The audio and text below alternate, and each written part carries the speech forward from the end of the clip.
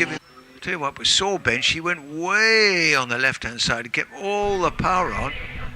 Years ago, it would have been a smooth exit towards the daffodils and the bluebells. Not today. We picked that up. So we had a Riley Christopher Tabor in the Riley Special. We've got Fraser Nash on the line with Theodore Hunt, Fraser Nash TT Replica. 2 litres. We've got a wonderful variety of Fraser Nash engines, of course.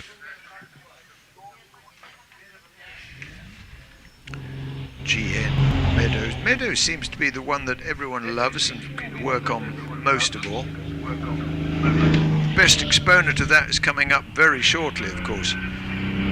Patrick Blakeney Edwards. Fraser Nash Super Sports, and the very word super gives you an idea of what he will be able to be performing out there.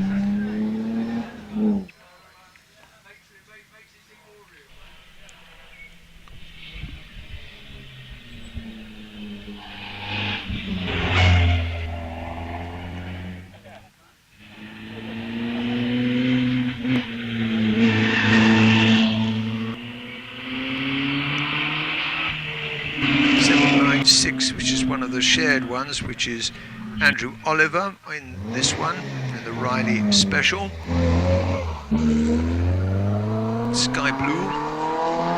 1, 2, 3, away.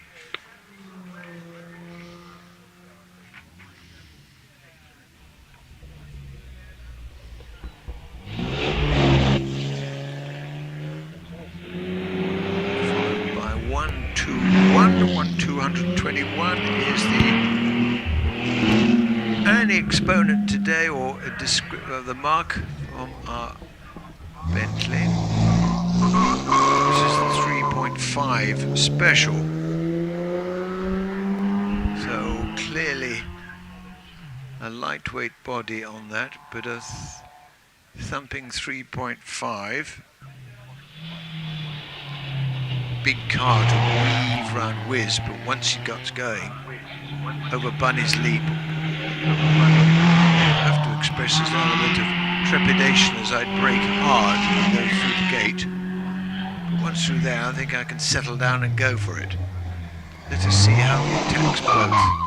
His handicap is 56, so it's pretty tough handicap, which suggests great competency out there.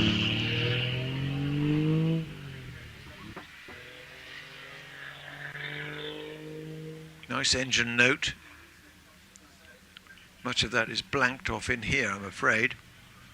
But I will open all the windows when the ERAs go away, or rather the one ERA, with young Morris on board.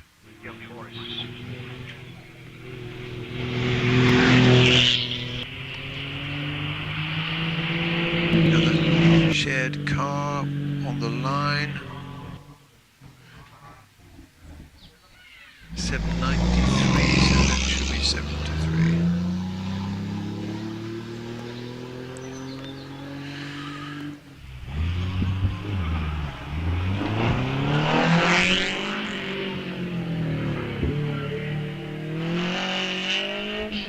That was very firmly put into second gear, wasn't it? There was no nonsense there. You go in and you go in now.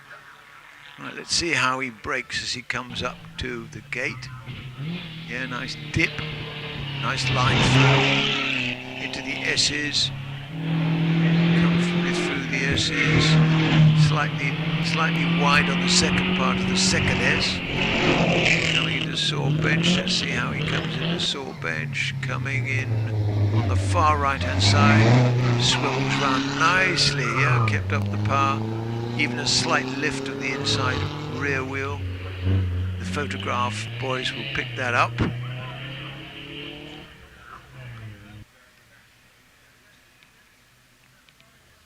The shot on the screen going over Bunny's Leap is great.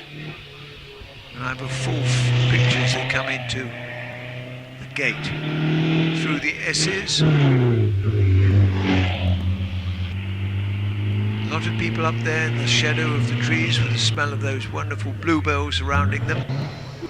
So bench, here we come. Let's see how it. Nice line too. Yeah, round we go.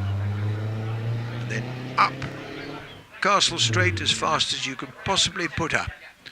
Right, in front of me is 131 with the next one on the line.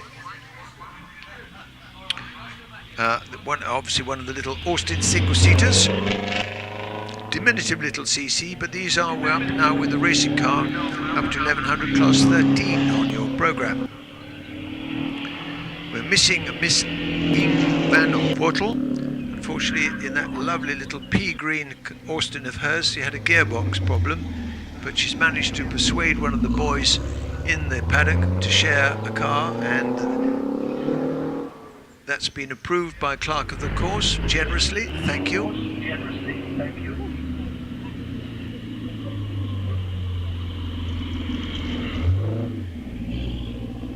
Little single-seater Ben Purnell is a handicap of 63. The top performers here tend to be Edwards, Archie Waterfield, so we know it's got an engine that produces power. We know we've got a driver who's singularly aggressive, and you see he's got a handicap of 51.00. That's not bad over 2 years of driving. Well done, Archie. Keep it safe, keep it on the black stuff for me, please. Gary Clare, Granny, I saw earlier on, he was being towed back, but that might have been only because he didn't want to drive back on the return road.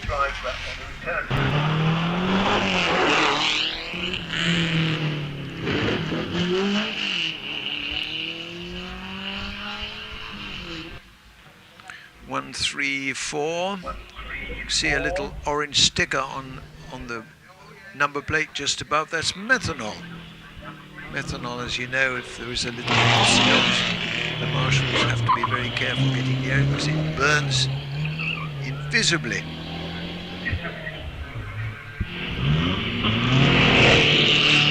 Also have to take all the fuel out of the end of the day because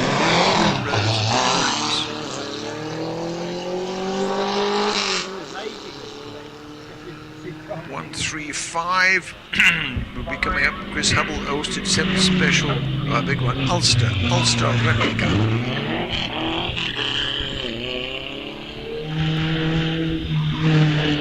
One of another specials, the GN. GN was the chassis used by many of the specials because it was apparently a very flexible chassis that you could work with. It gave you lots of ability to be successful with the right matching of an engine. So the GN special on this one, Catipo, what I can't tell you, 1100cc, could be an should be an Austin engine. Carl Gray holds the class record here with the Hardy special. Again, thumping time of 47.37. Again, shown in the book of specials. A full page and a half of history about a wonderful car and where it initially succeeded, which I think was Shelsley.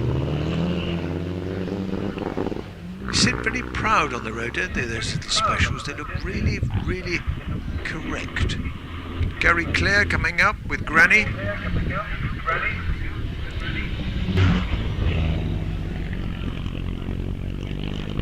I think those of us who have been VSCC members for a long time will see some of the adventures that Granny has had. She certainly does not sit in a bath chair and smoke with a pipe and have the old gin and tonic. It's a very aggressive car and driver. Lovely crackle. Here we go.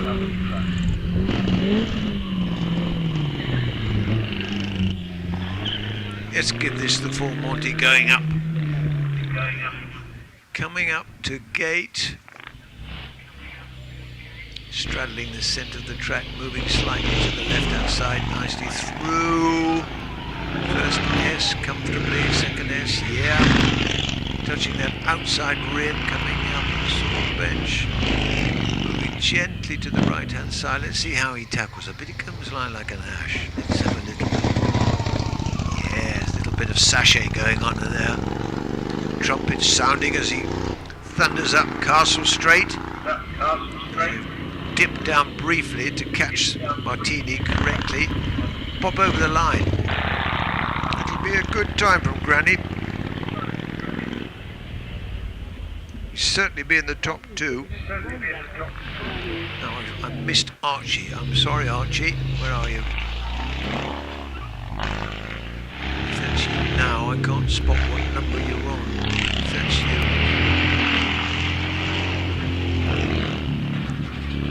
Coming up to Saw Bench. Oh, a little wide. Took it really tight on the corner and then pushed out to the far left-hand side. Lost a little bit of speed there. A little further over to the left-hand side as you approach, and then you swing in with all the power. Nicely judged through to Martini though. You'll be a bit disappointed in that approach to Saw Bench, but you made it up on Martini, boy. Don't worry. So I completely missed where we are now. On the next one, it should be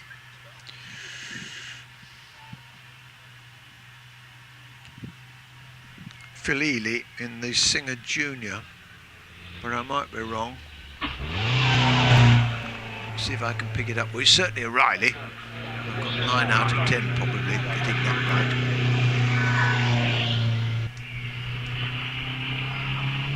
Coming up to Saw Bench. Good approach. Tight. Pushing away, kept most of the speed going. Little nudge you can see from his throttle as he pushes out up the straight. And a successful run. That would suggest to me that at the end of class 13 all we have is the double drives to come as we lead into class 14 when they return from the top.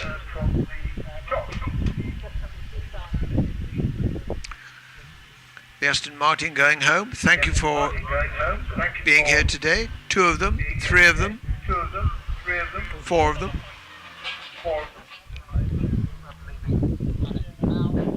That must be one of the latest ones, the Vantage, with a slight sort of, almost like Mercedes finished behind the driver and the passenger, isn't it? I'm told they have a fan behind there you can turn on if the back of your neck gets a little bit cold, so you can keep it warm. They're my favourite one, the DB5. Look at that, a real beauty. Going very cautiously. Go on, sir. Ah, he's pausing. He's pausing just to be able to listen, so we can listen to that exhaust note. Yes, come on, sir. Press the button.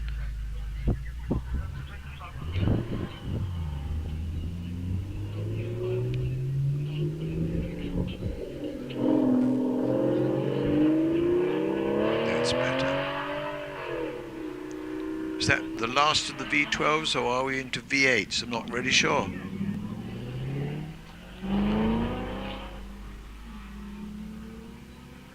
Nice demonstration, followed by a very pretty, very classic Lotus. We're having a number of those to Prescott at the very end of the season, a rally day. We have 2 morning rallies, 2 more on the hill, 2 in the afternoon, and then 2 at night time. That is fun, I tell you, as they weave up Pardon and Etoris, semicircle, Rolt, the lot, all in the dark. It's great. What a crowd of rally boys, all in their beanie tops, jackets. They don't mind what the weather is at all.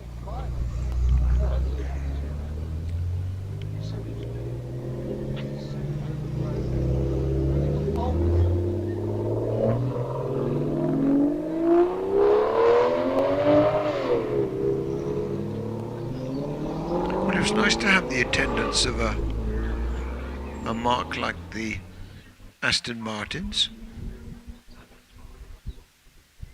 I'd like to the attendance of one or two pre-1939, but I can fully accept that they are being involved in other events.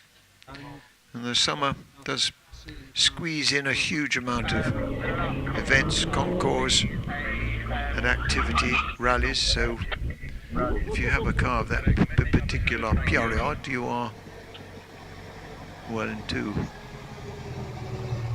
Nice grey, elephant grey, I would say, Rolls Royce.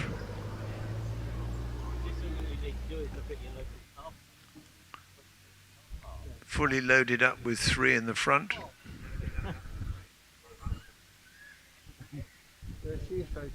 Going back towards the car park.